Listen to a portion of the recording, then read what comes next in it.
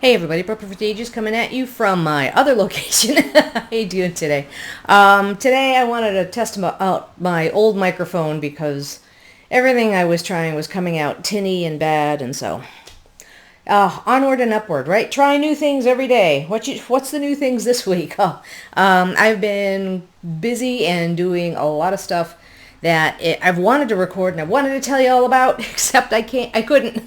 The reason why I did this change is because Mom is progressing in her dementia, and before it was me just talking in the background, and now that she's got dementia, she thinks that there are multiple people and they're having a conversation out in the kitchen without her, and she needs to go out in the kitchen, but nobody's in the kitchen. Nobody's in the kitchen. Nobody's around. It's not bad now because now is in the middle of the afternoon, but excuse me, but she has progressed where, it's 10 o'clock at night, it's 2 o'clock in the morning, and what she's experiencing is that she's hearing people out there, and she thinks there's people out in the kitchen talking and having a good time at 2 o'clock in the morning without her. So she's agitated. She wants to get up. She wants to go out in the kitchen and be with all those people out in the kitchen. And it is interesting. It's an interesting form of dementia. As you guys know, my mom got diagnosed with dementia a year ago, last October. And it's been an interesting ride. So it's something that is progressive. You can't roll it back. I know there are people like, oh, well, there's pills for that. Well, there are pills to slow it down a little bit. It doesn't cure it. It doesn't stop it. It doesn't cure it. It does slow it down. But the side effects for my mom are basically too much. They say, don't take if, and Mom checks all those boxes. So it has been an interesting ride. So I thought I would retreat to the other side of the house, and I'm on the other side of the house. I can still hear if something happens. So when last we left our intrepid adventurers, we got a hospital bed for my mom that the doctor had approved. And the reason why we needed a hospital bed wasn't so they could go up and down, long story, but it's because it had bed rails. We can raise, we can lower, and it's also, we've been taking them off when she gets out of bed and goes into bed and putting them back on, just because the mattress is not as high as it needs to be. So when she gets in and out of bed, she's rolling over that hard top of the rail, which was not good. So we would take it off for her to transfer in and out of bed. The next thing that happened besides all of that, she doesn't like it. She wants to go home. She wants to go home to her house. The house that was sold 10 years ago. So she wants to go home. There's nothing we can do about it. She still thinks it's there. She gets excited. She gets agitated. She wants to go home. And it's a very hard thing to go through. You can't tell her, like, even when we give up and we tell her, oh, your house is sold, it's gone. Oh, no. No, she just... It's not resignation or sadness. She'll believe my brother. She won't believe me. You're lying. It's like, I back away slowly. Oh my God. So yeah. And so the next progression was, last month, both myself and my mother and the aide got COVID. Came in through the aide, then went to my mother. Came in through the aide. 3 days later hit my mother. 3 days later it hit me. So we were all down. Mom didn't, thank God, right? Mom didn't have to go to the hospital this time. She didn't have to have, her oxygen remained the same levels it has been. It's squirrely sometimes, but it didn't dip below 80. It didn't dip below 70. So this time we're good.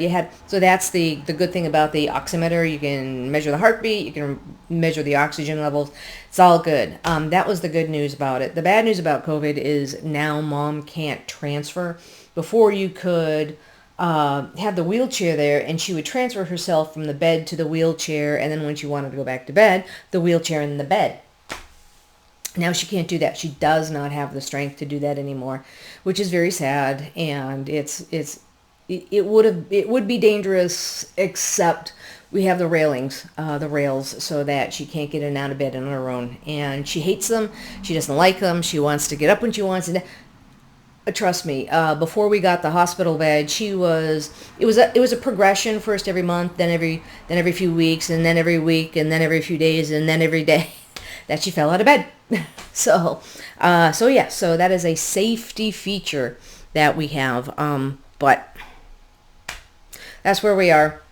She can't transfer anymore, but she still gets agitated. She still wants to go out. She still wants to. She wants to not only go out and have coffee with the people that are obviously talking in the kitchen in the middle of the night. She wants to go have coffee with them. She wants to have toast with them. And no, nobody's there. It's just me and you. I'm in bed. I was asleep until you started screaming. So it's either that or now she wants to get up because she wants to go home. She wants to go home. She wants to go to bed. I was like, Mom, you're in bed. No, I want to go to my bed. I want to go home. I want to go my bed. So am I going to have to get a cab? So, so yeah, that's part of the new challenges of dementia. She's out of the 7 stages of generalized dementia, she's definitely in stage 6. Oftentimes she thinks that I am someone else, that I am my niece, that she's asking obvious questions that are obviously targeted for my niece. So she's doing that. She can't get up herself. She's incontinent. All the cards incontinent.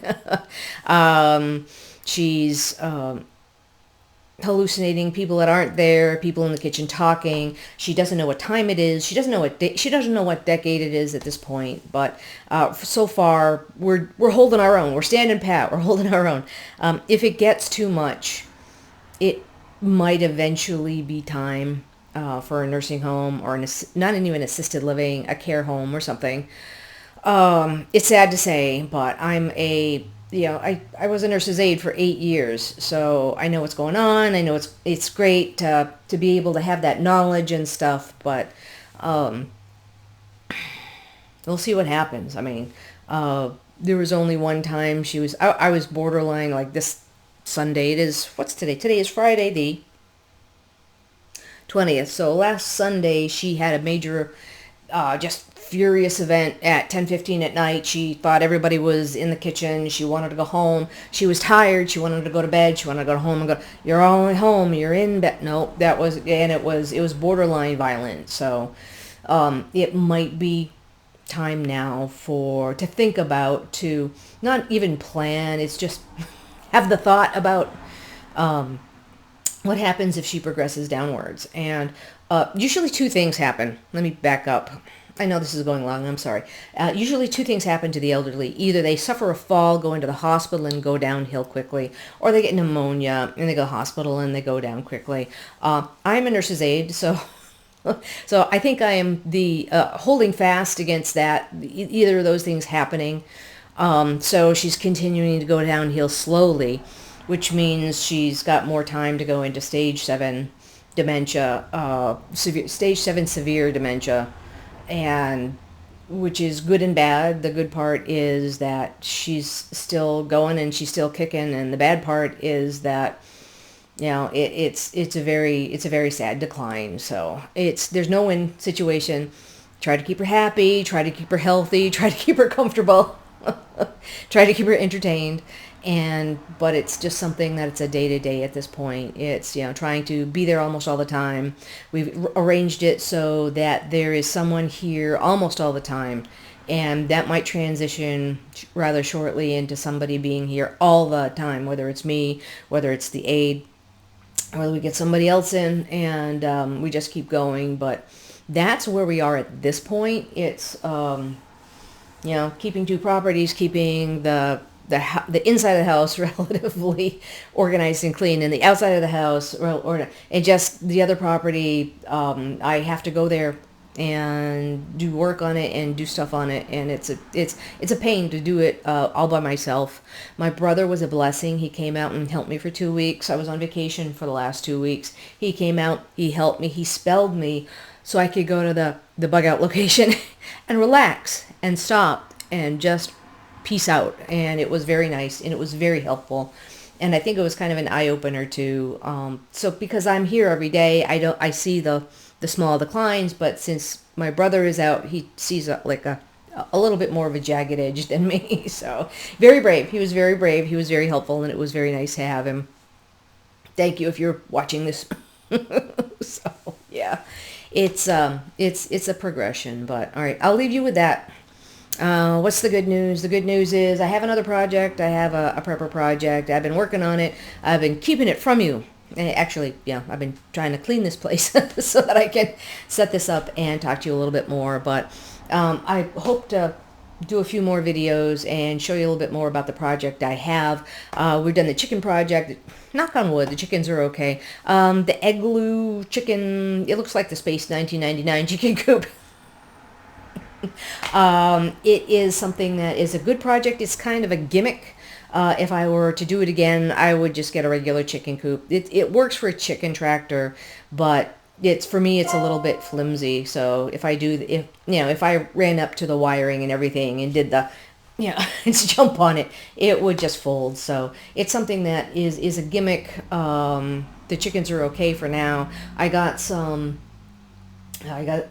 electric fence with a solar panel, and I'm gonna look to set that up pretty soon and get that up. And so when the chicken tractor gets parked for the winter, I'm gonna set that up. And if there are any coyotes or anything that comes by, they'll get a what for. So the only thing that's broken into the chicken coop, I think it's a mouse or a rat. It's very small. It's caramel color. I don't know in the Northeast what it would be. Somebody's escaped hamster or gerbil or something. It's very small. It doesn't bounce, hop, so it's not a bunny or a baby bunny. I thought it was a baby bunny for a while, but it is something that can tunnel underneath the skirting, come up, do whatever it wants, and then tunnel back, even though the skirting is there to keep the predators out. I've tried to trap it with the small have-a-heart traps. It went in, triggered the have-a-heart trap, ate the food, and then squeezed out the bars. So anyways, so that's my report. Hi, how you doing? I hope you guys are well. I'm going to be doing some more videoing, and I hope to take you guys along. Thank you for coming along with me on this great, grandiose adventure. All right. Hope this finds you well. Take care. Bye.